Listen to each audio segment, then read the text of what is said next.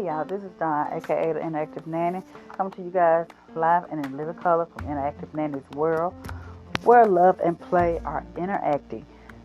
So this is you might as well say Labor Day Eve. So a lot of us parents and adults won't have to go to work in the morning or tomorrow or whatnot. So we need to take advantage of our 3-day weekend because I know I am. The children, y'all don't have to go to school as well. So enjoy y'all's extra day out of school. But let's get on down to business. We're gonna learn about some brand new people in this episode. Let me see. We're gonna out of the Little Leaders, Bold Women in Black History, we're gonna talk about or learn about, shall I say, Rebecca Lee Crumpler. Rebecca Lee Crumpler. Rebecca Lee Crumpler was born in 1831 and she passed in 1895. She was a physician. From the very beginning, caring for others was a part of Rebecca's life. She was raised in Pennsylvania by her aunt, who provided health care services to the people in her neighborhood. This passion for helping her community became her life's mission. She attended a private school in Massachusetts and went on to work as a nurse for 8 years. In 1860, she applied to an all-white medical school, the New England Female Medical College, a bold and risky move, but she was accepted. Rebecca graduated in 1864, becoming the first African American woman physician in the country. Out of more than 50,000 physicians in the United States at the time, only about 300 were women, and Rebecca was the only black woman. She began her practice in Boston, specializing in care of women and children, but when the Civil War came to an end, she moved to Richmond, Virginia to work with the Freedmen's Bureau. The fallen Confederate South was extremely hostile to the newly freed slaves, so Rebecca worked with the Bureau to provide health care to them. Rebecca had been born free in Delaware, the state with the highest number of free blacks before the war. She was new to the adversity and racism of the South, but she endured it for the sake of helping the poor and needy. Throughout her career, Rebecca had a particular passion for helping women and children.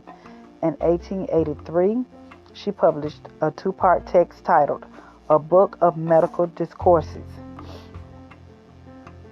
The first part focuses on the care for infants, and the second part on women's health. It is possibly the first medical article published by a black woman. And out of the Little Legends, Exceptional Men in Black History, we are going to learn about, let me see. Hold on, y'all.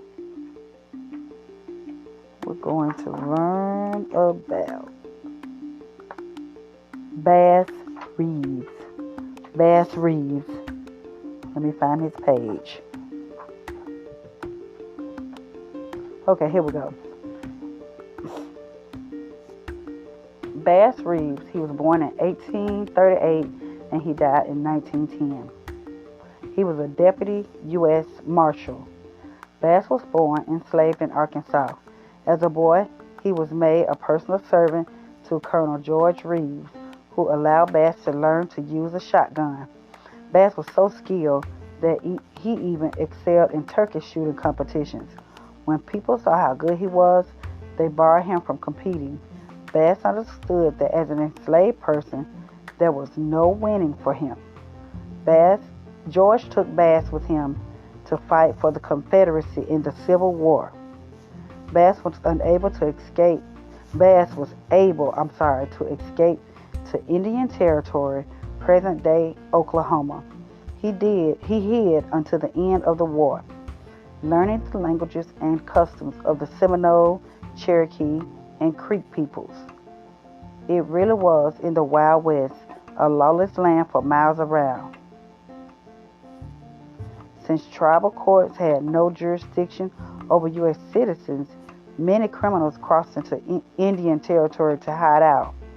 It was the job of the U.S. Marshal to go in and capture the bad guys. In 1875, when the head of the marshals needed to appoint his deputies, he thought of Bass, who knew the land, spoke the languages, and was an incredible shot. Bass was one of the first black deputy U.S. Marshals. It was a dangerous job. In Bass's time, more than 100 marshals were killed in the line of duty. He was never shot, but had a few close calls, including one when the bad guys got his hat. He brought in around 3,000 criminals. Before long, people far and wide knew Bass's reputation. The tough as nails, sharpshooting, 6'2" black deputy. He could shoot with both hands, but Bass chose to shoot only when necessary. Instead, he liked to use disguises and tricks to outsmart the criminals to make an arrest. It wasn't just about bad guys for Bass. He loved animals and went out of his way to stand up against animal cruelty. It's speculated that Bass was the inspiration for the Lone Ranger, the fictional masked hero of the Old West. There is no way of knowing for sure, but we do know that Bass was a real-life good guy who fought for justice. So those were the two people that we learned about today on Interactive Nanny's World. I hope you guys enjoyed talking about Bass Reeves and Rebecca Lee Crumpler. And we will be back next week with something new and fresh, something fun. So moms, dads, grandparents, nannies, teachers, cousins, and whoever else that is interacting or caring for children, if you would, get the little ones, gather them around, let them listen to Interactive Nanny's World so that they can be informed and learn about new people that we probably never would know about. Moms and dads and adults in general. We are going to be talking about more topics that'll be helping you guys and giving you guys some kind of, I guess, advice or help or even comic relief of some sort. But anyway, this is Star, aka the Interactive Nanny, signing off from Interactive Nanny's World, where love play out interacting. And we'll be back next week for the next episode. Until then, you guys be safe, enjoy the week, enjoy your Labor Day, and I'll talk to you guys next week. Bye bye.